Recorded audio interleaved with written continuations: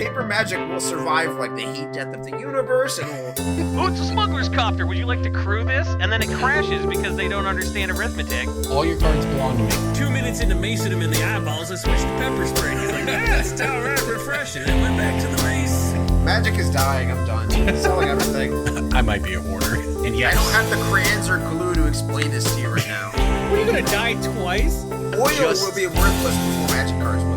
Well, okay, Dr. Man. That's Mr. Dr. Professor Jason. Hello, everybody, and welcome back to Brainstorm Brewery, the world's premier Pioneer podcast.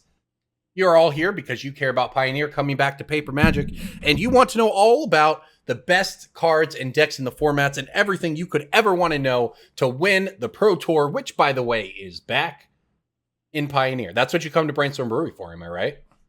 So since we are not the Pioneer experts, in fact, I have been known to pump Pioneer from time to time, we brought on someone this week who is going to be able to tell you everything you want to know about the format, and that is Dre at SpiritSquadMTG on Twitter, a Pioneer expert, local to DJ in Syracuse, New York.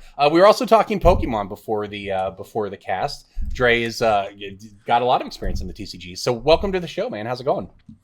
Hey, thanks. Glad to be here. How's everybody doing? Doing well. We worked through the technical difficulties, so apologies to anyone at home, and thank you to you for working with us. Corbin, would it have killed you to not say never anything fails. for 3 more seconds and make it super awkward? Would that have killed you? When DJ and I didn't say anything and you were like, you know what? Yeah, it would have. It would have. Like, I can't do it. It's his journalistic integrity at heart. I'm too much of a professional. It might have killed me. I would become an IRL spirit afterwards. No, thank you. Well, we're glad to have you here because we've got Pioneer coming back to Paper Magic. That seems to be in sort of the fallout of all the Pro Tour announcements, which I think mostly are good. People seem to be happy. I certainly am happy with them.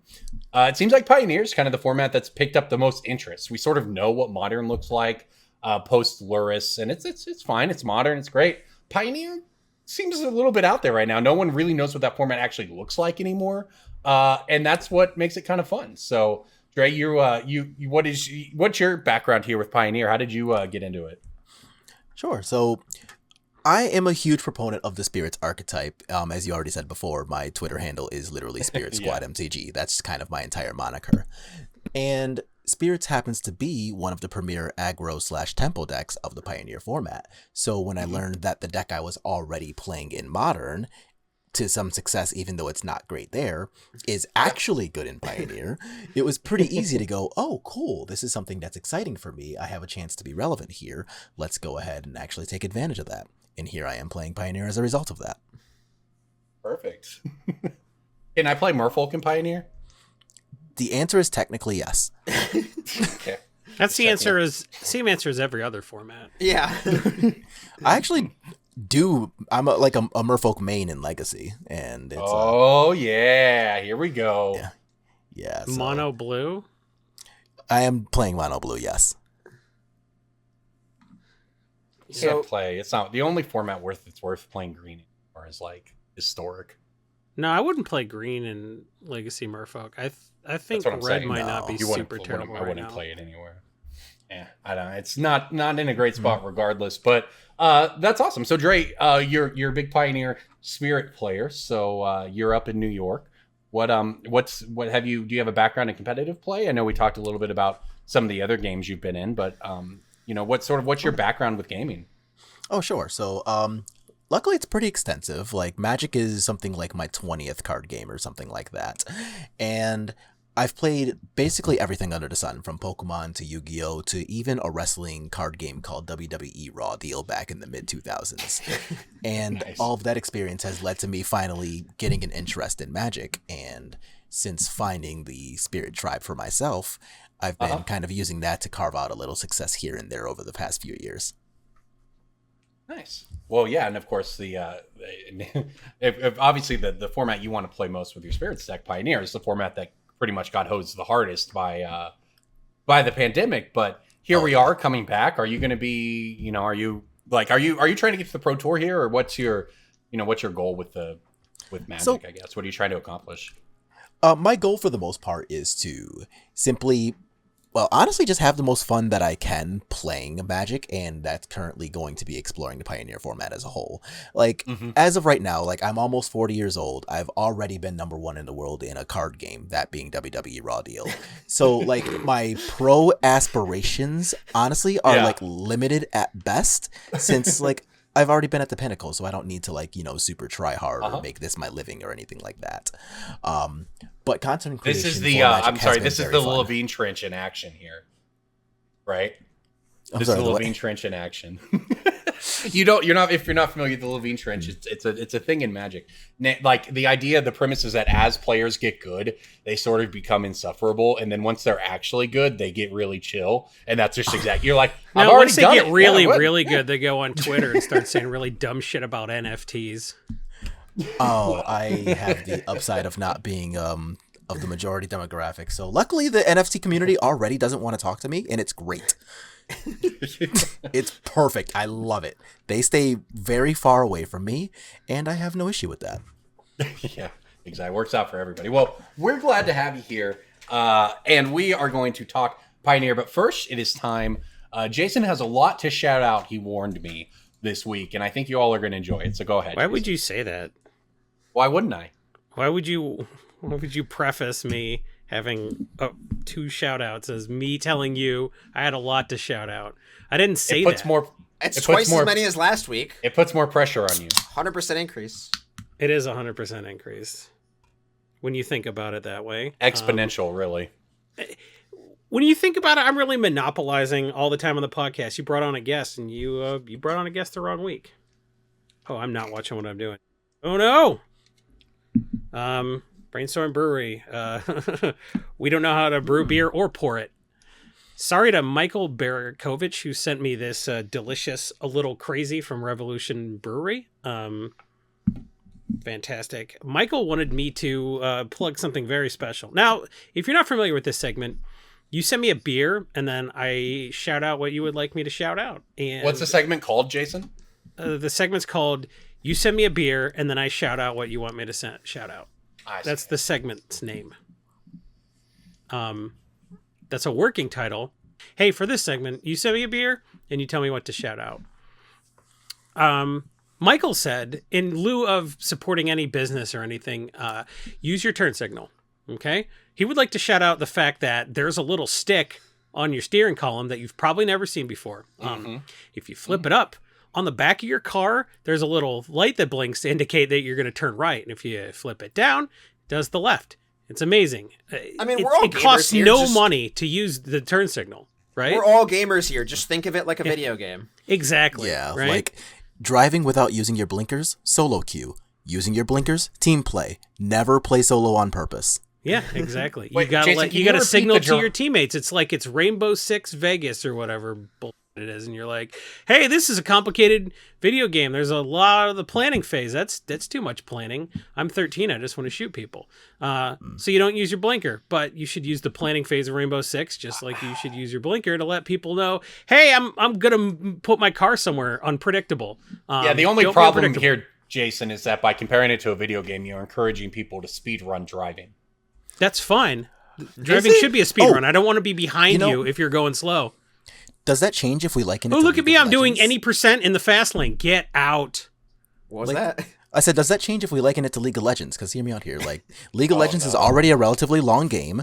Just like driving, you're operating using lanes. And you don't want people to go into the same lane at the same time because you're using your blinkers, preventing double jumping. A turn signal is like warding. Yeah. And no, exactly. Look, this is perfect. I love it. It's exactly like League because I hate everyone around me. Also, it's hilariously toxic. So you wouldn't support bot lane and not throw up a ward. So why would you not use your turn signal? There, we related it to gaming, you bunch of nerds. And Tesla is TSM. Well, what's the top lane? Because no one cares about the top lane.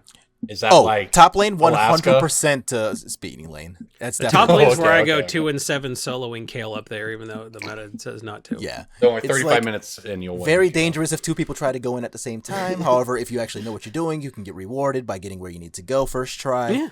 Yeah, but you And then jungle's the middle lane where nobody knows what they're doing, and it's just a wild land. Okay, and when All you right, well- dive bot lane, that's kind of like realizing that you need to exit and going across 3 lanes of traffic to get in the... You know, Yeah. use not your for- blinker. If you were going to cut Perfect. across 3 lanes of traffic to get in the exit, because your GPS is like, in 30 feet, use your blinker, because you're coming across a lot of lanes of traffic. You got to tell a lot of people that you make poor choices. Facts. Somebody's gonna see you in the jungle. It's gonna get wild. You don't want any part of it. You don't want to be in the jungle. That's the median. No, thank you. Hard. You don't want to pass. be in the jungle. I see. Okay. Well, A dragon... this seems like a good time to Dragons, announce when you that- hit one of those barrels full of water in the median, it's not a Yeah, perfect. Does that If make this the were the river baron movie the cop? Speed, No, it's not, Jason. if it were the movie Speed, I could relate it, but League of Legends is a little harder. Yep, of course. Speaking of League of Legends, though, I'm going to be at the LCS Finals in Houston in 2 weeks, covering the finals for Ooh, Upcomer. nice. So I think I'm announcing that here first off. So look forward to that, everybody. That'll be fun. Looking forward to doing. You've that. done as many shout outs as me.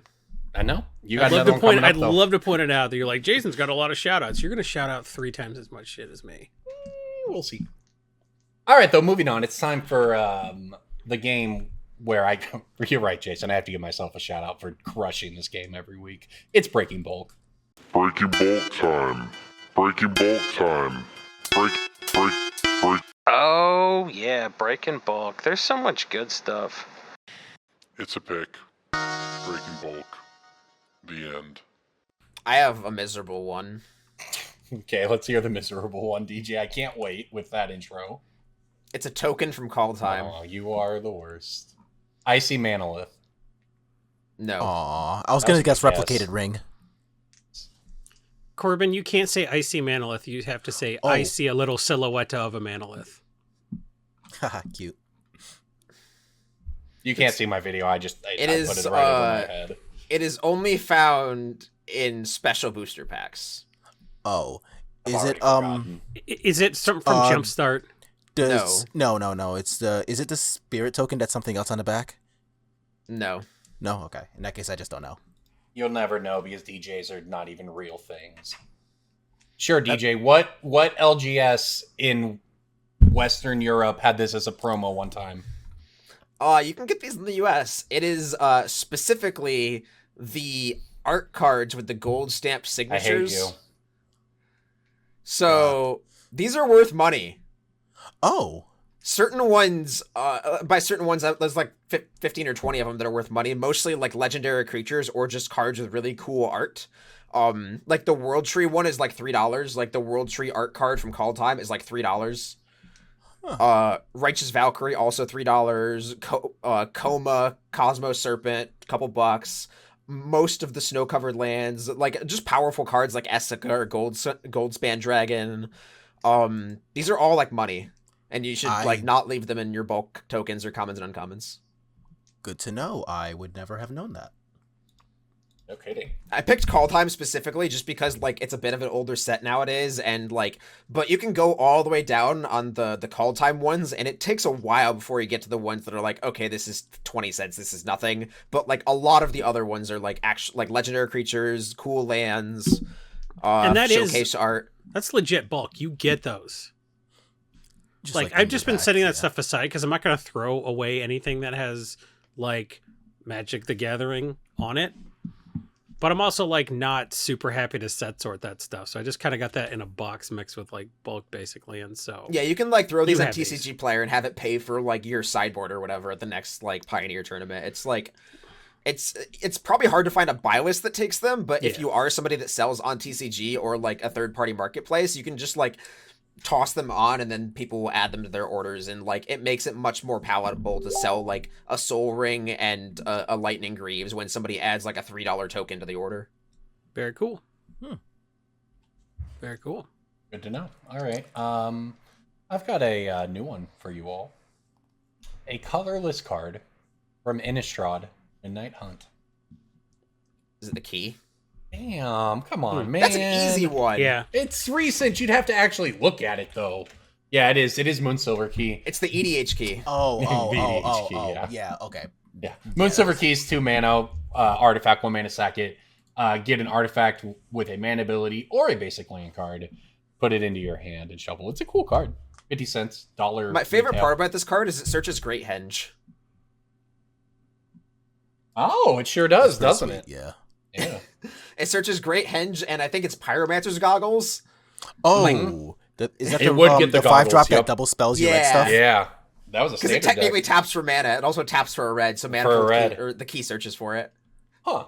There's just a lot of like weird cards that are like, oh, this also technically taps for mana, so this just searches all of those. Yeah, I bet there is. That's cool. And this is like, I mean, I don't know if this will be relevant at any point in the future, but like something with a searchability when we start talking about that open-ended of searching, it's kind of card that pops up in an eggs deck, 3 years from now and makes it a $5 card or whatever. I got a card that would be $5 if it didn't have 3.5 printings. Okay, what's the first one? First one is from a banned set. No sets are banned. No sets are banned. It's from Shadowmoor or what? What color? Green. Mm-hmm. Keep going. Which It's a elf green- is it? It's Which a elf green is it? common from Lorwyn. Elvish No. That used to Green be- common from Lorwyn. 3.5 printings. Rin's Hunter Vanquisher. Triad or whatever? Hunter Triad? Oh, No, that's uncommon. Lissalana Huntmaster? That is. That's not common. That's a good- correct. This is $1.50 if that helps. Wait, Distant Melody's blue. It's not Rin's Run. Run Vanquisher. No, Oh, isn't that an uncommon? it I think is. so. I don't remember. Okay. Okay. Yeah. Run's Run Vanquisher is uncommon. Yes. Yeah, that's. Lorwyn Green Common. Oh, what's the Is- Ultimate Warrior card? Bramblewood Paragon. Is that a common? That one's from Morningtide. That's Oh, an wrong set. uncommon. And it's Yeah. an Ultimate Warrior, okay. huh? Wrong on both. It's okay. I do that. It's how we get. It's how we get there. It's a team effort. Is that a card you played in the WWE Monday Nitro or whatever card game? No. But it's it's a warrior lord, so people would try Jason, to build is this a around it, creature and or not? everybody who did that made a warrior deck, and it was always just called the Ultimate Warrior by people who would build it. Everybody came up with the same dumb name. There's a power and toughness on this card. Green. With No, a that's power shards. and toughness. It has a power and toughness on it. Yeah. On Which the is- card, meaning in which the is rules not the text, meaning same. It makes, Somewhere on the card. It's a token thing. is it just the token from Lorwyn? Is it just the 1/1 elf token? He said It's it. Lignify. Oh, Interesting. I was wondering if it was an elf or not. I was like, how many non-elf cards are in Lorwyn that are? No, I'm look, I'm so Oh, happy that I isn't that- came up wait. with it. It has Isn't a power and toughness on it. It Right, says but the isn't- creature is is that an 0/4 tree folk. So yeah. Isn't it that has a power and changeling toughness. card, which is why you call it an elf? Is that what the It is trick not a was? changeling card. It's It a is a tree folk. tribal tree folk aura. Yeah. I played that in okay. my very first deck I built myself. In that was case, like you said Lorwyn green, and Block I Tree just Folk. thought Mhm. elf, so that's on me. I don't Yeah. count dual deck anthology as a full printing. Sure. I So- understand that, yeah. So this has 3.5. Well, that's printings. interesting because Lignify, it's interesting to say it would be $5 with only one printing. It might be. It's also like a prime example of a card that just got printed and never really did anything until Commander got popular. Mhm. And then it's like, wait a minute. This is really good in this particular format in a way that it's never been good anywhere else. You know And what's then they started crazy? reprinting it and making more effects, right? The Yeah. bug, Darksteel Mutation or whatever. All of these are sort of like, hey, Lignify is played. Let's Imprisoned in the Moon, that sort of stuff. All kind of plays on it. And when the tuck rule changed, all like hinder and Yes. spell crumble and all that tuck rule stuff got worse, but nothing that got better in that context, which I think Jason, Lignify and Darksteel. Jason. What? You want to feel old?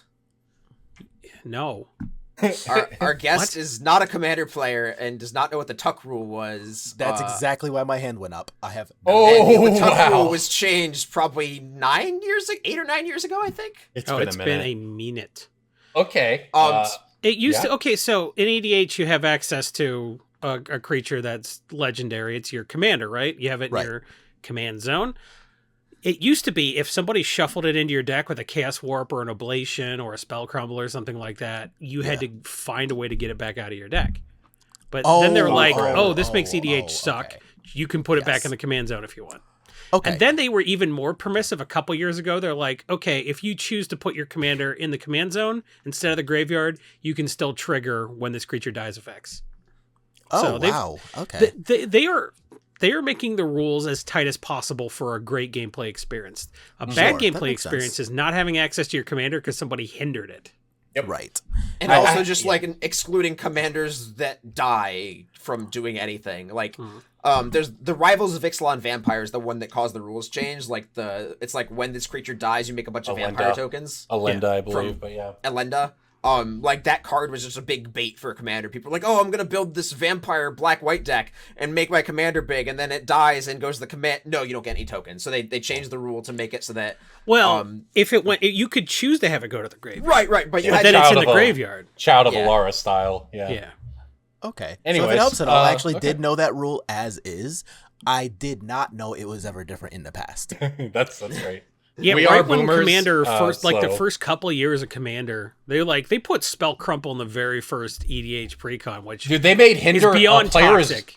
Bro, they made Hinder a player's reward card. I A know, full art bro. player's reward. I Yeah, got one right here, actually. Hold up, everyone on video. They made Hinder You a can player keep going. rewards card in like 2007, I thought. Yeah, it was old. It That might have was a even been while before ago. that, because I remember Hinder being It's just funny an because MRP this card when I first started. became worth a lot of money. I got it right here. I love these player reward cards, by the way. I got rid of all of those. I had one of or had 4 of everything. It was Yeah, I'm in Is the sa- I Terminate got- still like $12? No. Okay. I've got I don't I've think got so. I've got 200 of them sitting in my hand right now, Jason, and I don't want to get rid of them, but like most of them aren't even worth it. What's the worst one? Recollect? Oh, wow, the no, Terminate is still decent. No. Jason, hold up. I'll read you the what I got worst in my hand one here. cost-wise? The worst like Texas one, not like the Nameless Inversion isn't great. Hinder's Ooh. pretty terrible. Zombify, Flame Javelin? Treasure Hunt. I've got Searing Blazes. they did Those a might be full nice. art Texas treasure Cruel hunt. Edict is one of those, right? I don't know. I'm just going It's with just what like I a got. sorcery speed diabolic edict. Think the Remove answer is soul. yes. Remove Soul, Incinerate, Flame Javelin. Remove soul. Yeah. Flame Javelin is one. I mean, there were Remember some that that were like card? good in standard. Like Doesn't Bitumen- Flame Yeah. Javelin have a 9 CMC though? It's got 6. It's you're right you're on the right track, but it's 6. No, yeah. it was 9 for a while because it's either 2 colors or I a don't- red, and they were counting all of that shit. I don't think so. I they don't think were? that was ever a rule. Ew. That's split cards, Jason. Not hybrid cards. Is that what it was? Yeah. Let's see here. Cancel's one. There's Cancel exists as tech list. That's not a good Cor- card. Cancel's did you not say great. Did you say Corrupt? I have that. Corrupt is a Corrupt thing, is good. yes. Corrupt is a real fine. card. There's, In what I format? have Terror, Recollect. It was like an extended thing in mono black, I think. Cruel It was also a Edict, thing in Pauper Burst for a Lightning, while. Oh, Pauper. Putrefy, Yeah. Doomblade, Cancel, Reciprocate. Dude, I'm Cancel- old enough that I remember when Hold up, when that was Jason. good in standard. Cancel, bro. Cancel. That's pretty Cancel. bad. But Cancel. Yeah. recollect though. Recollect exists. I That's a understand. bad but card like, with bad art. Yeah, but like, well, it's kind of cool. I don't know. I don't think the art's bad. I don't even know what Reciprocate does, but I got a couple of those. The Doesn't one white and reciprocate bury put a creature on the bottom of its owner's library if it dealt you damage? Well, based on the art, that seems likely. It looks like somebody angry getting lanced by light. I don't know. But listen, if I, who is heavily entrenched in Magic the Gathering, does it for a living, do not know what a card does, it shouldn't be textless. Ooh. Well, speaking of, let's move. All right, Jason, we're going to put that to the test then because it's time to move on to Pioneer. Dre, you are the Pioneer expert here. Look, in a nutshell, what should people know? The 2-minute elevator pitch. What the hell is Pioneer in 2022? Sure. So for anybody who's never played the format, Pioneer is a competitive format designed for Return to Ravnica forward, and it is non-rotating. So once you build your deck, that's going to be it. You don't have to worry about, standard-esque rotations. And there's a lot of room for deck building in a bunch of archetypes. Like there's good aggro decks, control decks, combo decks, and tempo decks in the same format. However, you don't have to worry about the power levels reaching anywhere near Modern or Legacy. You can actually expect to get to turn 5 or 6 regularly, so people have a lot of fun with it. Yeah, I think before the pandemic shut everything down, we had one large level Pioneer event, the Players Tour in Phoenix. I think there was probably also one in Europe as well that weekend.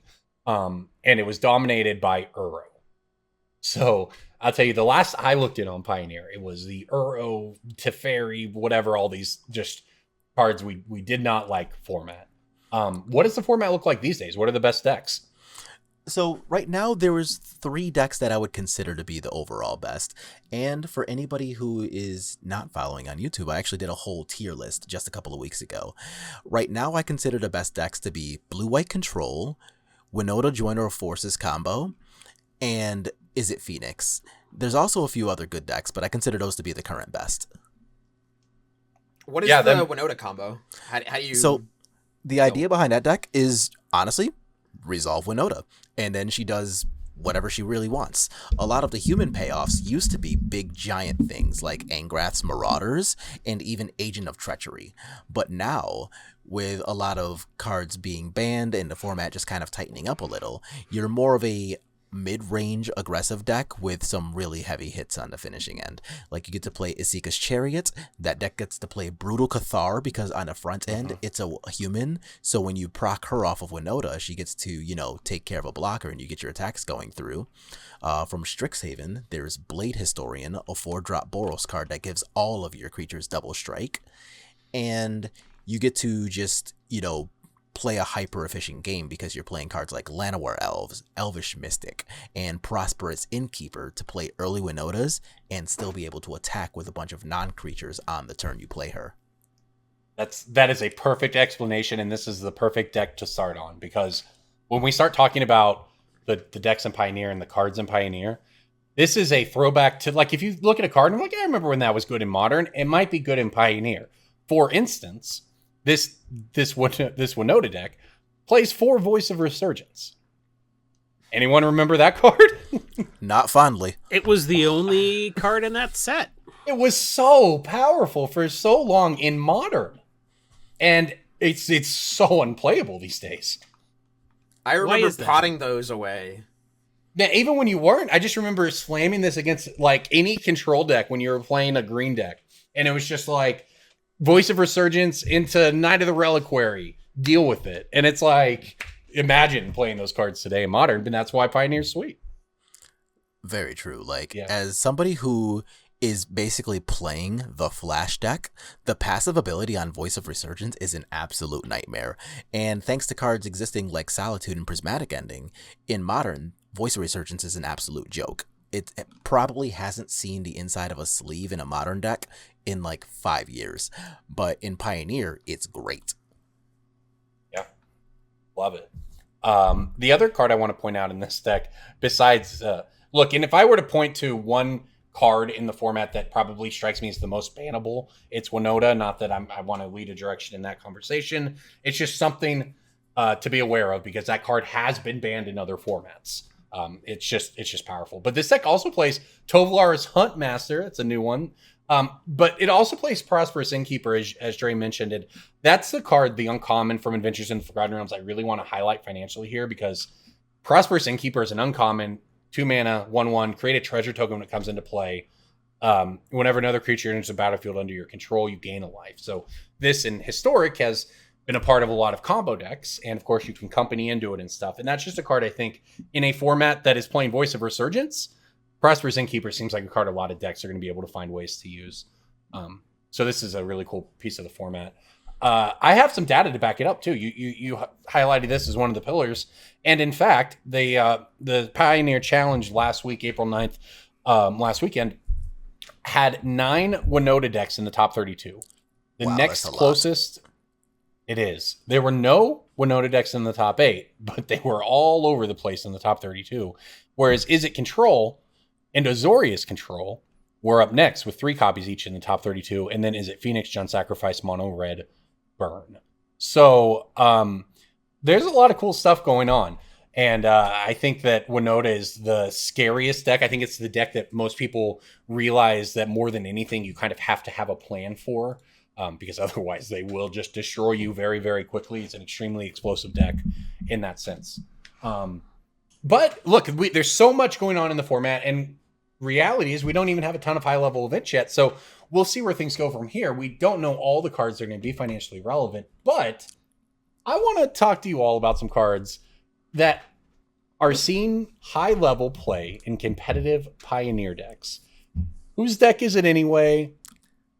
The cards are made up and the archetypes don't matter, but let's see if you all can tell me what these cards do and what they might be played in. we're going to start with the card Behold the Beyond. Oh, I know what this card is. What deck do you think plays it? What is it, DJ? What's the card? It's, if I remember correctly, it's a Shadows over Innistrad Mythic. Black sorcery, 7 mana. Discard your hand, then Demonic Tutor 3 times. Very well done, DJ. Yeah. What deck do you think would play it? It's gotta be some kind of combo deck. Lotus Field Combo. Well done. Okay. Yeah, Lotus Field Combo is one of the other pillars of the format. Plays Omniscience, Vizier of Tumbling Sands, Fae of Wishes. It's the emergent ultimatum. Him. He was like, "Yes, the word combo is among the words in the response." Fine. That counts. It's the emergent ultimatum deck of the format. And I want to ask you also then, on this subject, do you know what this card does? Sorry, I want to make sure I get this right. The next one up, Days Undoing. These are easy ones, man. You're just we're starting some sort of combo deck. Nope. I mean, I know what the card does. I cannot give you the name of the name of the deck it's played in. It is a sorcery speed time twister that ends your turn. Yeah. Yes. Dre, are you familiar with what this does in the format? Oh, I assumed I was answering all of these last. I'm sorry. Because, well, Jason, okay. I think it's just Jay throwing in the anger here. DJ's close enough. Would you like to explain? Sure. So, Days Undoing combos very well with Narset, Parter of Veils in control decks as kind of like a finisher. Oh, yeah. Okay. And it's the exact same deck that's already a thing in Legacy, where you just land a Narset, your opponent's prevented from drawing a card. You go ahead, resolve your Days Undoing. You're going to draw 7. Your opponent's only going to draw 1. Good luck coming back from that.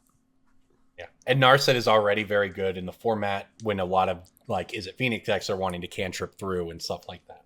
So, all right, next up, it's gonna get more difficult here. I hope I get stumped. Parhelion the Second. Yeah, I mean, I can name the card. It's a War of the Spark. It's 8 mana. the giant thing that makes angels. Yeah, I actually know this one, but I can't think of the deck. I've seen this in a list though. I got you. Yeah, I think you would be familiar with this, Commander Jason. I mean, I can give you the general. 8 mana. Stats wise. You've named the card. Yeah, it's a 5/5/8 mana giant thing that makes angels. The deck is Dre. Go ahead. Oh, sure. So this is going to be a Greasefang Okiba boss combo, and it comes in a couple of different flavors. Yeah. You can play it.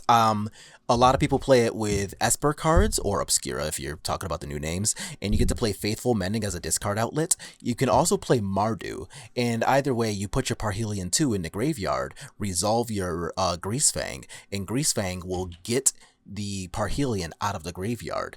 Also being 4 power, Greasefang happens to be exactly enough power to crew the immediately Parhelion. Crew it, yeah. Yeah, so you attack them with the Parhelion and the 2 angel friends, and now they're stuck taking 13. You get 2 angels that stick around, and 13 plus 8 is 21. So that's just a lethal attack right there over the course of 2 turns. Just and you said this was a slower format, right? It's just a ridiculous combo. I mean, it's odd, but combo decks still exist. Like Glass Cannon. Look, you can make a new Magic set every 6 weeks, or you can test a bunch of Magic sets to make sure none of the cards are really broken. True. And the upside about that deck existing though is that Greasefang combo is very fragile. Like, it dies to any graveyard type hate outside of Grafdigger's Cage, because, Parhelion's not a creature, so that's still going to work. Greasefang itself is a creature, which makes it very vulnerable to a bunch of the removal that people are already playing, including the sideboarded removal that people are already playing for cards like Winota and decks like Spirits. So it's going to be weak to cards like a Braid on both the vehicle and the creature end, because Greasefang only has 3 toughness. It still works against like Rending Volley because it's a white creature overall. You're still going to get a bunch of just the generic removal like Fiery Impulse that Is It Phoenix and Is It Controller already playing, because Greasefang is a 3 toughness creature. So there's a lot of ways to stop this, and never mind just any counterspell resolving. But it's a fragile deck, but it's a powerful deck, and it makes it so that the deck is relevant, but certainly nowhere near overpowering. It just is in that nice little It could go over the top spot. of Winota, for instance, right? Literally over the top, because the creatures are all flying. Yeah, yeah. Yeah, so like that's one of that's the kind of matchup you want. All right, Jason, you'll get this one and you'll like it. Gatekeeper Vine.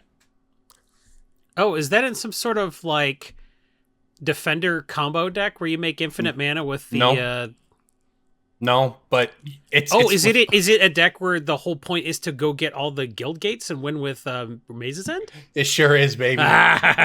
There's a Maze's End Pioneer deck. It got 13th place at the challenge last weekend. Oh my god, so it dropped 2 matches? It was playing 3 Gatekeeper Vines, 4 Gatebreaker Rams, 3 Gate Colossus, 3 Escape to the Wilds Brainstorm Brewery preview card, 4 Gates Ablaze, 4 Guild Summit, 2 Maze's End, a bunch of Guild Gates.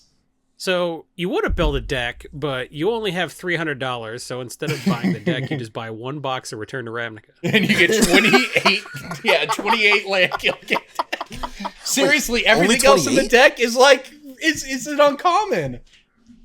Like it's all the gate cards are commons or uncommons. It's just but yeah, look so at rad. Guild. If this is a real thing, like I don't know, Guild Summit, Gatebreaker Ram, Gate Colossus. Those latter 2 are uncommons out of Ravnica. Just imagine being your opponent, looking through your sideboard for 5 minutes for something after you drop Gabe 1 to Maze's End. Like, This is when I was. This is when I was sold on. The I know format. I got a bunch of dead cards to take out. I just don't have anything better to put in.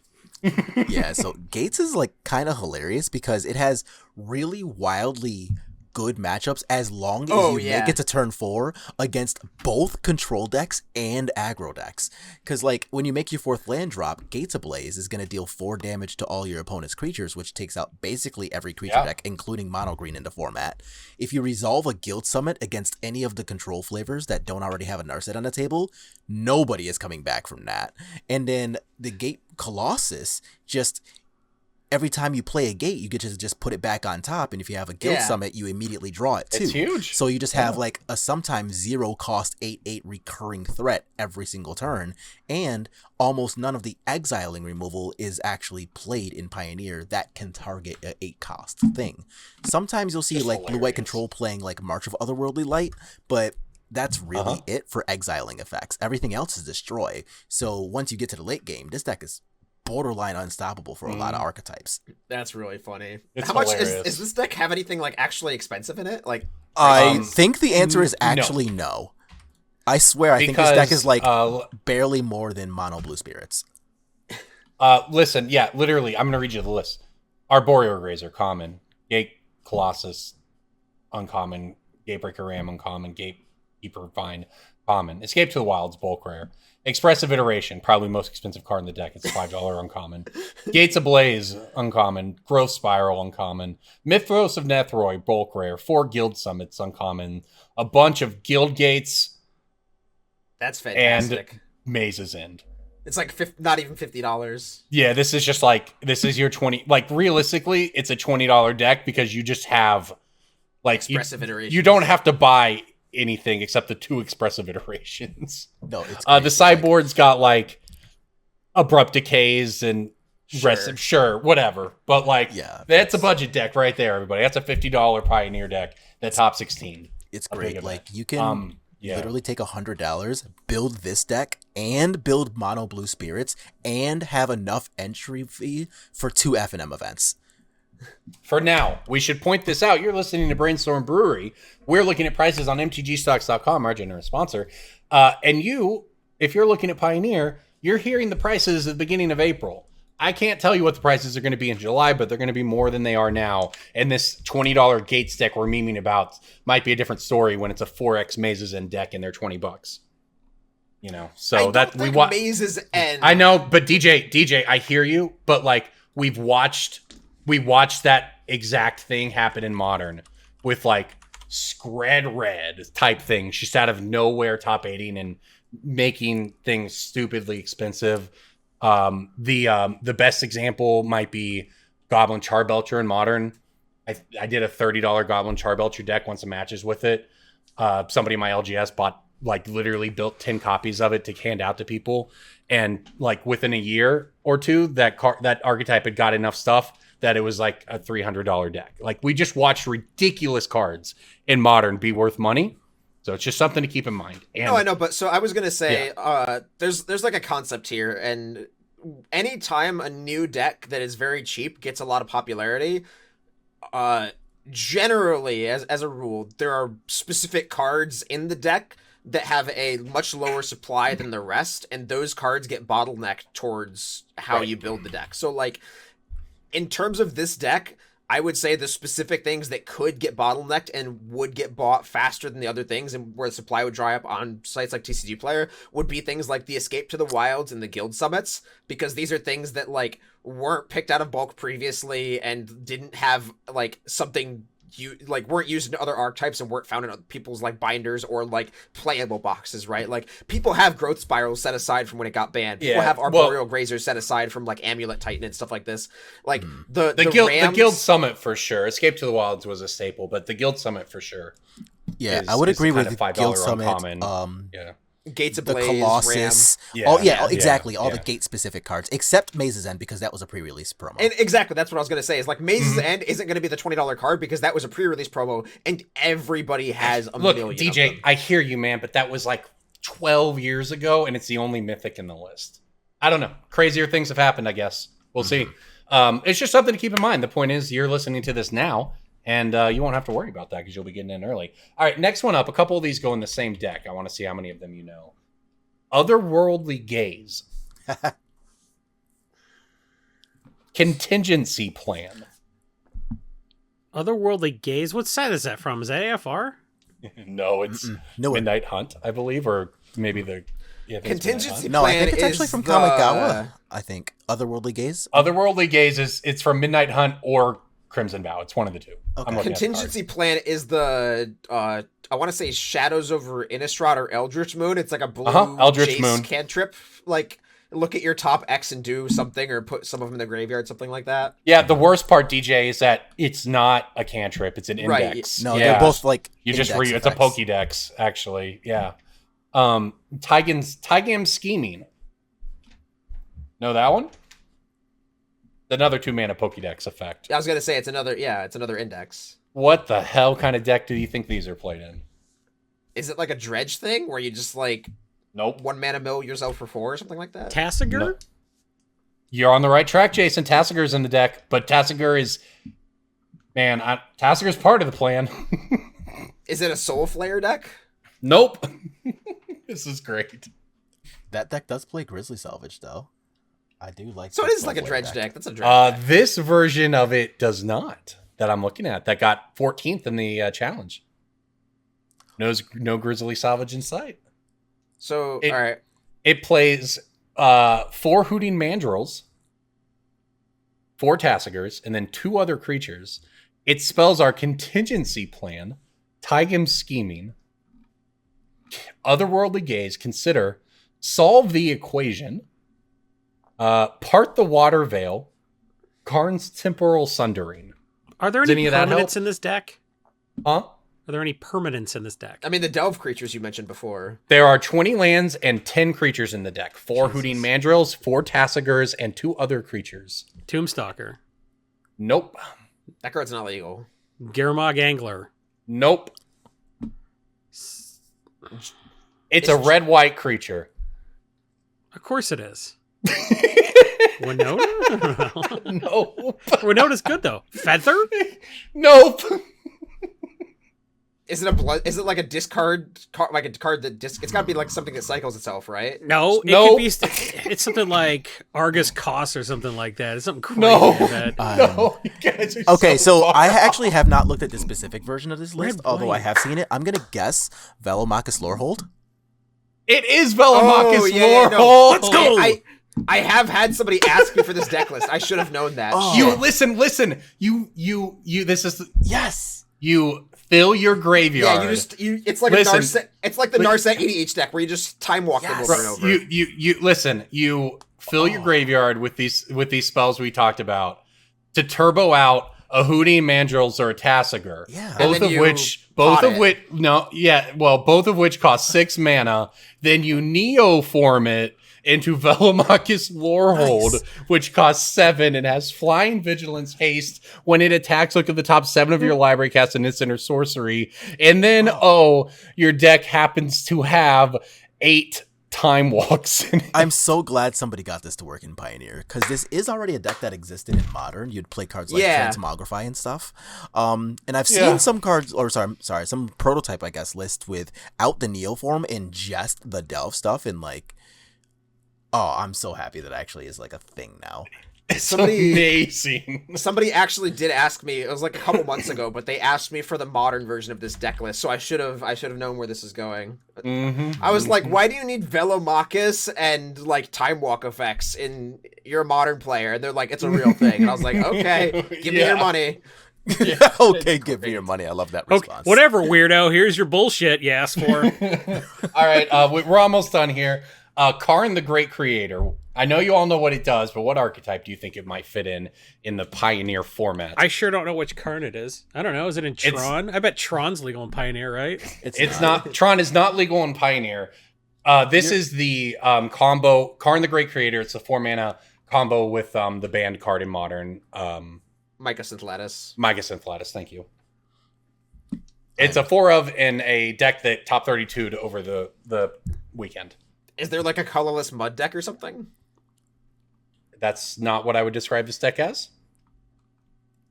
Yeah, but you would describe it as colorless mid-range, because I saw you when you were doing the naming for Star City. Never worked for Star City. You mean Channel Wizards of the Fireball, Coast? TCG, whomever. Everywhere else, but yeah.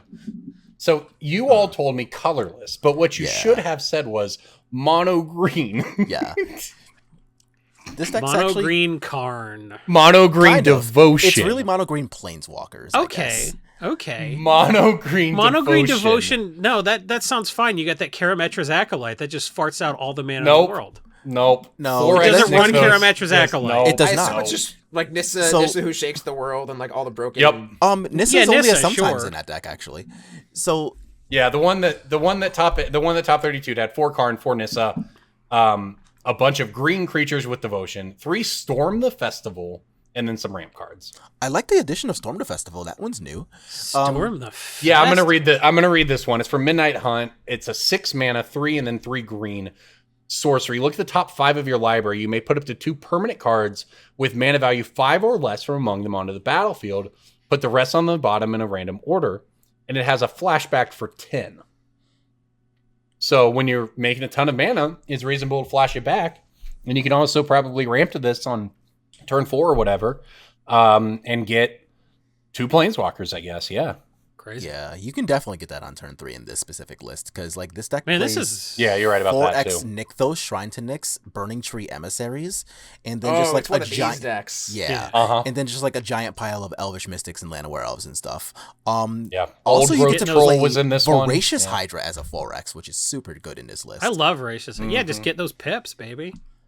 I remember so- mono green Devotion in like standard Theros, where you're like turn 1 Arbor Elf, turn 2 Burning Tree, Nykthos, then play some 6 mana idiot or whatever. Yeah, you play like the 4-drop Pulukrinos, Yeah. that was a 5/5, and then you'd probably Yeah, get to yeah. Monstrous their elf in a mirror match too, because you always walked out with a bunch of mana. It was crazy. My friend ran that deck for weeks and weeks and weeks, and he never got tired of like casting Mistcutter Hydra for 13 against a control player. Yeah, for sure. And they'd be like, counter it, and he'd be like, no. And he'd be No, like, no. attack with it, and they'd be like, wait. And he's like, yeah, it has haste. And then they're like, oh, kill it. And he'd be like, no, it has pro blue. Just like Block? that No, series of can't 3 do that. questions every time. I am fully aware Love of it. how bad that card is. I was on mono blue tempo at the time. And Yeah, I played a lot of. I think it's turned into Spirits now, essentially. But when Pioneer first came out, I went hard on mono blue Devotion type decks because I yeah. had played a ton of that sort of Merfolk. It was the closest thing to Merfolk. Now I think that's turned into Spirits, right? But that archetype is a lot of fun. The mono blue. Like, I remember the very first versions of that deck. We used to play Tempest Djinn and stuff like that. And then we got away from Tempest Djinn, and the card Ascendant printed a lot of Spirits nice, and Spirits. Faceless Haven came out in the same set, which is when the switch happened. we got to just play with all these cool new Kaldheim cards, and now it was worth your time to play the snow-covered lands with Faceless Haven and Ascendant Spirit instead of like the Siren Storm Tamer stuff that people were playing before in the mono blue tempo decks, and the Spirits list just, never stopped being much better than the previous iteration of that deck. Yeah, and this deck got 20th in the event last weekend. It also looks pretty cheap. This was going to be the final card I shouted out here. Icon of Ancestry was played in this list in the main deck. Love that one. Ooh, 3 mana were there artifact. 2 in the board? 1 in the main, 2 in the board. Okay, I like the split. 3 mana artifact. Is battlefield, choose a creature type. Creatures of the type get +1/+1. 3 mana tap. Look at the top 3 of your library. You can put one of the chosen type into your hand. So this is cool. Itty deck this deck's also very budget, I would imagine.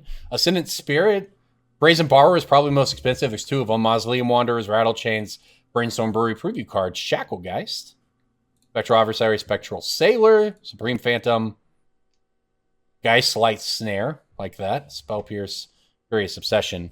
Yeah, this is a really cool deck. I think if I put together myself a paper deck to play Pioneer, this is it for me. I love this.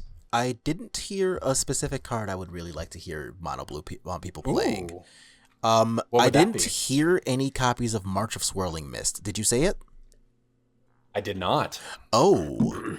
That's very new. I realized it was 3 sets ago, but that card actually came out 8 days ago.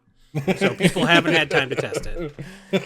Yeah, so like the white March became basically an auto include in control decks. The blue March that makes the creatures phase out, I can see that being pretty good. How do you really use that in the format? Well, you specifically use it only in mono blue spirits, but the deck is a really great offensive and defensive tool for that specific deck, because if your opponent's playing control, you can just pay 1 plus however many creatures you have at instant speed, of course, save your creatures from a Supreme Verdict. Since they're phasing and not blinking or anything else, you still get to keep your Curious Obsession effects on your cards. Then you just get to untap and continue killing them, and your opponent today is still miserable.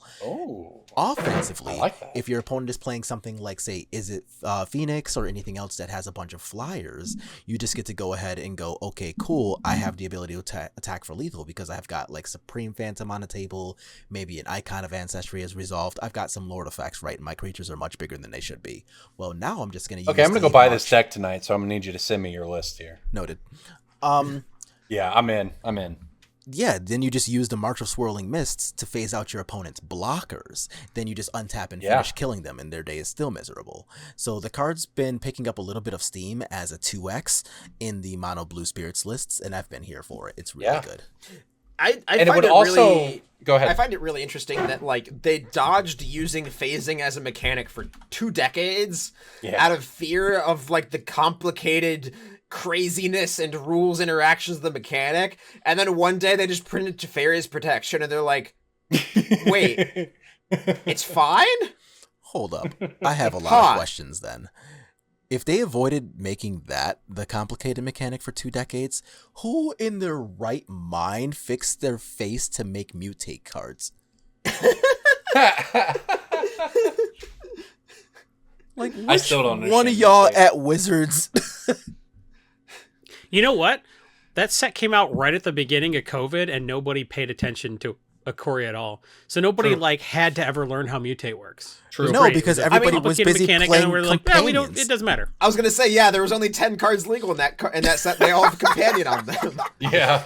Also, now mutate piles only show up every once in a while to ruin a game of Commander, while everyone spends 15 minutes trying to figure out how it works. I believe that. And the mutate person's always like, "Oh, you can't do that."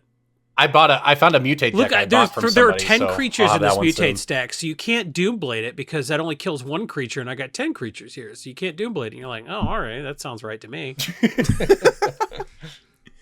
Yeah, like I like the the March is a really nice piece of tech. That's pretty cool because it also, in addition to saving your creatures from a verdict, which is incredibly useful, I would imagine, especially when your deck already has Faceless Haven, which is very good against the verdict type deck, right? That card's usually pretty important in those matchups in the way Mutavault always has been.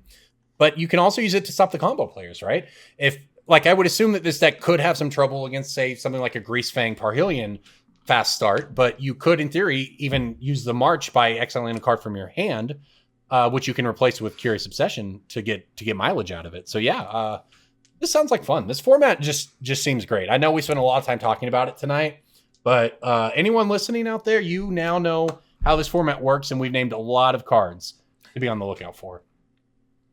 This is like the first time since Pioneer was announced, I want to say, that like a format has just been new because there was a 2-year gap for multiple like there's the COVID gap obviously, and then like the like people aren't playing Pioneer online or in other aspects mostly, and then like the Wizards killed in Paper Magic not because of COVID, just because they wanted to drive a dagger through its heart. So like the resurrection of Paper Magic is almost just like they announced Pioneer 2 in a way. Like same legality, same everything else, but it's just like, hey, here's a new format. It's been 2 years and all of our sets of empowered creeps, so like have fun.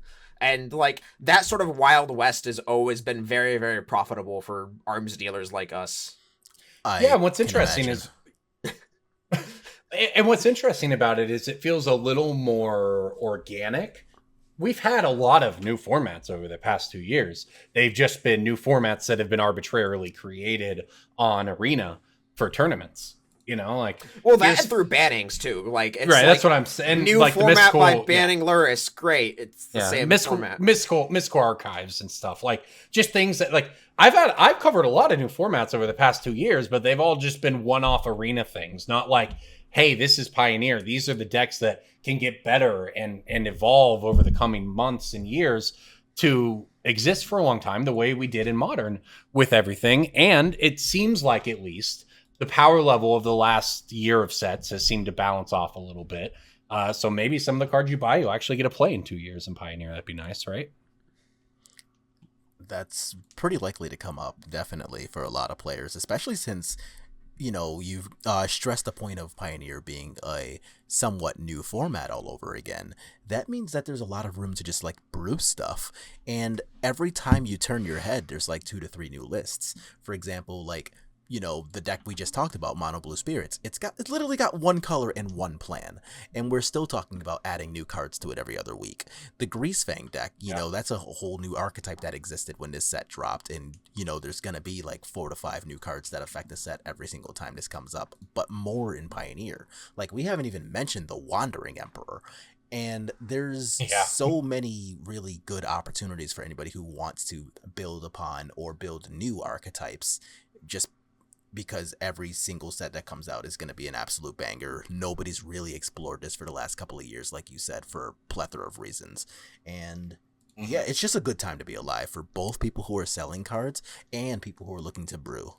All right. And speaking of winners, Jason, there are a group of people who this podcast has been sponsoring that I believe you want to talk about. Let's hear it. Because we're a bunch of degenerate gamblers, we thought the best possible use of our money would be to gamble it. But what do you gamble it on when you're degenerates like us? We've gambled on everything there is. Sports, human cockfighting, actual Pokemon, where they did like the Jurassic Park thing when they brought Pokemon to life and made them fight. But we haven't managed to bet on combat between non-living entities until now. We're sponsoring a team that competes in the Midwest Robot Combat Association events. Team Last Place, who went 3-2 in the last weekend's Michigan Mashup event, which sounds worse than it is, I guess. If you're a Magic player, you're like, 3-2. Well, this ain't no F&M. This is a grueling day full of fixing your robot that has had pieces blown off of it by other robots and trying to get your bot ready in time to fight again.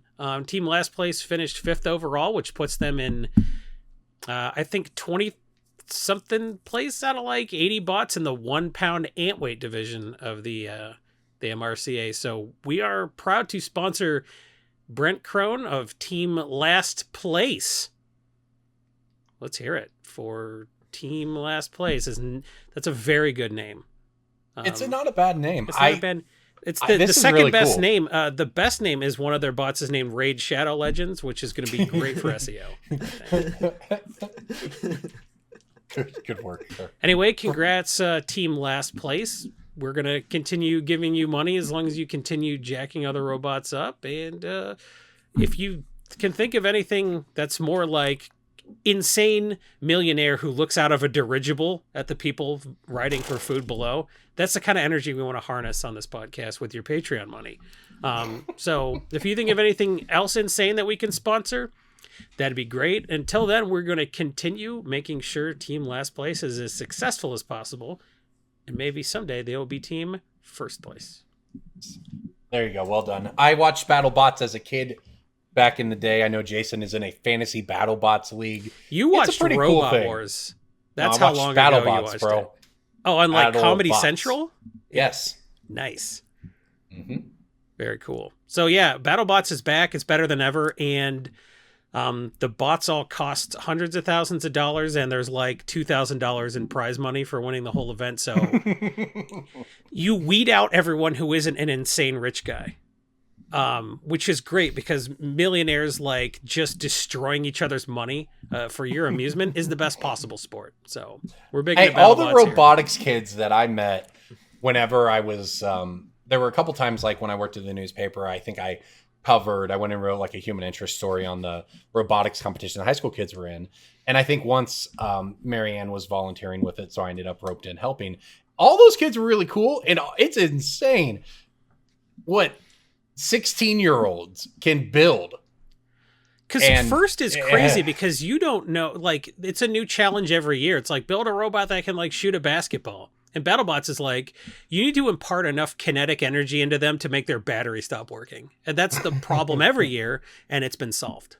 So, yeah, those kids that do that high school competition first and stuff like that, that's insane because it's like Science Olympiad on hard mode. You get like one problem to solve that year, and it's do it with a robot. And maybe it's a biased opinion or whatever, small sample size, but like we're just also like the nicest kids. And it's like, man, if my kid ended up doing robot stuff, that would be kind of cool. Probably means they're going to go to school for engineering. I'd be okay with this. All right. Yeah, with but all they of will that, need to build a robot that tackles climate change. Real talk, your kids will not have like the luxury of doing anything as frivolous as inventing a robot that does anything other than like turn ocean water into drinkable water. Wall-E robots. Yeah. Yeah. Well, if you want Wall-E, you got to start with Frisbee or whatever the BattleBots names are. I don't think there's a Frisbee. There should be. Most of them are shaped like a Frisbee. You know what else is shaped like a Frisbee? The graph of my pick of the week. Pick of the week, pick of the week, pick of the week. Time for the pick of the week. Sure. Flat? Is it flat? No, Like, picture a Frisbee. It's flat, and then you Upside pick it down. up, and it's like, oh, it's curvy. This graph is curvy because it approached $30 before it went down to nearly $5 midway through 2021 after a reprint. Hellkite Tyrant has not been cheaper since 2015. Hellkite Tyrant has never been more affordable since 2015. Hellkite Tyrant wins the game when you play the new stupid spell that says tap 20 lands to win the game. It's the new Maze's End. Our guest had a question. Yeah, what the H is a Hellkite Tyrant? Hellkite Tyrant is a 6-drop, so you've never heard of it. That's true. Oh, no, that's not true. You play Parhelion in that format.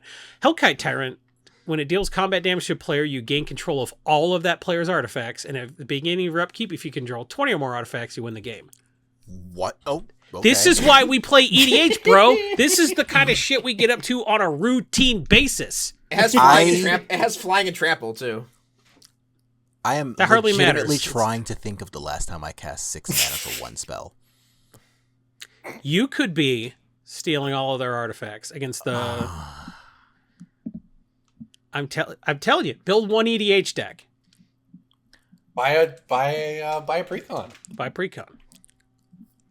Do I have a All right, I'll jump in here. I've got a card that is one of the pillars of one of the better archetypes in Modern. A tier 2 archetype, I would say, but a real one. It's also a card that I think is going to be $10 very soon. Fraying Sanity out of Hour of Devastation. Oh. Yeah, that's easy. Yeah, I mean, look, there's all the mill things going along with it, but look, this is actually just a competitive card as well at this point in a competitive deck. Mill, for whatever reason, is a real thing in Modern over a period of months and months at this point. Pre-Luris, post-Luris, it is an actual deck, and Fraying Sanity is an actual card, and I think it's going to be $10 within a year. Mill's great. I've 5-0'd with it multiple times. It's very good in Modern. And also, it's in Modern Horizons 2. Like, I can't imagine that there's going to be a lot of Modern Horizons 2 just staying on shelves by the time I believe next year he's rolls referring around. to Fraying Sanity, not Fractured Sanity. Oh, is the 3-drop from like Morning Tide or whatever Hour it of was? Devastation. Okay. Yeah. Uh-huh. Oh, wrong Sanity card. Yep. They are similar because they are both blue 3-drops that mill your opponent. So I cannot fault you or anyone for making that error. Yeah, that card's like 15 years old. Okay. Fraying Sanity is Sanity is $5. Yeah, it's $5 to $6 Fractured Sanity right now. is the one that mills your opponent for a static 14, I believe. Mm-hmm.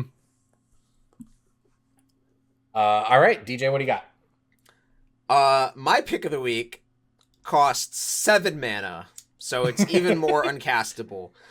This is from Theros Beyond Death. It is Nyx Bloom Ancient. Oh, okay. Nyx Bloom Ancient has remained at the $20 price for basically 2 years. Is it? It is just completely just static line. I think I know that one. Yeah, it is the mana tripler. It is the mana reflection on steroids. And I believe that this card is just. I think it's due. It's been long enough, and it's dodged a reprint over the past couple years. This is another one of those printings. So we talked a few weeks ago about how the reprintability of a card has just sort of gone out. The concept of reprintability and like specific windows for cards to be reprinted has gone out the window since the number of products that they've printed has gone up. So like, if this card was printed 5 years ago, we'd be like, oh, it's not going to be in a standard set. It's not going to be a commander product. It's not going to be an X, Y, or Z. It could only be in a master set. Nowadays, this could be in like a few different things, from like Double Masters 2 to Commander Legends 2 to Jumpstart 2. There's a lot of places they could just jam this as a mythic and chuck it down to $10 and have a day of it. I think that if they don't do that, this goes to 30 before sooner than later. It's just like such a powerful effect and such a, I say unique. Mana doubling is not unique. Mana tripling is very unique. Honestly, I would have assumed it was already up there. Because, well, It's I actually knew 20, it did and already. It's a very, very high volume card, and it sells very, very well for me. I hate that card. I just think that it will go to 30 before it goes to 10. Barring a reprint, yeah. Makes sense. Why do you hate that card, Corbin? It's just... at least in my play group, or rather, most groups I've played Magic with since this card was printed, I guess, Commander with, like, I don't think I've ever actually had it cast against me. It seems like everyone just has an agreement that we think it's really dumb that they printed just a triple, just like mana tripling mythic. It's just like a real, I don't know. It was just, if you remember, there was like controversy when this card was printed because it was just so like jumping the shark almost, like cash grabby. I don't think it is an elegant design for sure. Yeah. And just like slamming it at Mythic is just like, you know, no one needed this to exist. And it was at the same time. It has trample. I just don't know why it has trample. It's I didn't even know it did. You never enter combat with this card. Like, not even know it had trample. Yeah, it's a weird thing where they have to, if an effect is really, really good, they have to make the card expensive, but no one's going to pay 6 mana for a 1/1. So they're like, oh yeah, he's a Deadeye Navigator, and he got super buff from rowing the boat, so he's a 5/5 now. You know, 5/5 boat rowing guy. That makes sense. But like, he's got could you ghost make a bones, 3 mana Deadeye Navigator? Of course not. So Jason, Deadeye Navigator is a spirit, so spirit's power and toughness defies logic. oh, it's dead. It's a dead guy. Yeah, Deadeye Navigator is a spirit. Yeah. Oh, it was right there in the name the whole time. Both of his eyes are dead because the rest of him is. No, that doesn't make sense. It says Dead Eye, not it Dead should be Eyes. Dead Guy Navigator then, Well, what if he only has one? right? Have you ever been punched by a 5/8 Supreme Phantom? It hurts. 5/7? I don't know how. It's a 5/5. It would be a 5/7 Supreme Phantom, yeah, in that case. I Supreme have Venom. hit What? somebody It's a 1/3. with a 5/7 Supreme Phantom. That's a lot of lords. It was Beyond Death was they were very dead. Also, the time Yeah. Theros, that was also the time when we were just getting an influx of ridiculous cards. You know, like, so it was already in the sort of window where it just felt like a very blatant. I mean, I assume it got previewed like the day after Uro or something, right? And people just rolled their eyes. Yeah, it was just like, ugh, come on. It was just like, what are we even doing? That's how I recall feeling about it at the time. That said, I've been a big fan of the way, I don't know, the past 6 months, past year of competitive Magic cards have been designed. I think for the most part, the sets have been interesting, but not broken. Pioneer format really looks great. And I'm looking forward to it. So, Dre, I know you'll be playing a lot of Pioneer in the months to come. Where could people follow you across the internet if they want to follow more of your Pioneer content? Sure. So I've got two main places where I can generally be found, either SpiritSquadMTG on Twitter, or you can get to really any of my links by just going linktr.ee/SpiritSquadMTG. Yeah, you've got a lot of great videos on the format up on the YouTube. Recommend people go check that out. And I think that about does it for us this week. Dre, thanks again for coming on and learning. I feel like we learned a lot about the format as a group, which is a lot more time than we've spent talking about competitive Magic in years on this podcast. So I had a lot of fun. Sweet. Normally a very commander focused. Oh, that makes a lot of sense. But yeah, no, I mean, that's where the money is for Magic. I totally understand that, like, for sure. So I'm glad to have, learned a couple of things about cards that, like, I knew about and just didn't know that they were anywhere near as worth as much as they were. So it's always great to see kind of, just any new experiences in this game that we already spend so much time on. So it's been a great time. Yeah, well, it was a lot of fun. Thanks for coming on. Everybody, thank you for listening. Please, if you're watching on YouTube, do the like, share thing, as Jason would say, do something with the bell icon, and we would appreciate that. Thank you for listening. You can find us on Patreon at patreon.com/BSB, and your support, as it must be said, does make all of this possible. Not just our battle bots, but also making sure our editors are able to put out these great videos for you. Okay, so thank you, everybody. DJ, you want to wrap it up? Yeah, I mean, I was just going to say, like, we also stream on Twitch, twitch.tv/Brainstorm Brewery every Wednesday night at 9 p.m. EST. And so let's just say that you're listening to this podcast on Wednesday and you're like, oh man, I forgot they stream on Wednesday nights. That's awesome. Like, just when you're on that screen where Jason's playing Commander with 3 of our lovely guests, just click that Twitch Prime icon. Like, you might have some Twitch Prime if you don't even know. Like, it's like 3 clicks and you could be like, wow, I have Twitch Prime, and you clicked like 3 times and then you gave your Twitch Prime to us, and then we got your Twitch Prime, we got your Bezos bucks, and then you learned that you had Twitch Prime. So it's like, it's a positive experience all around. We created money for you to give to us for free. That's value, baby. And we are all about value. It's like and 3 clicks. 3 clicks. 3 clicks, and you don't leave value on the table with those 3 clicks. And that's what we know here. Thanks for listening, everybody. We'll see you next week.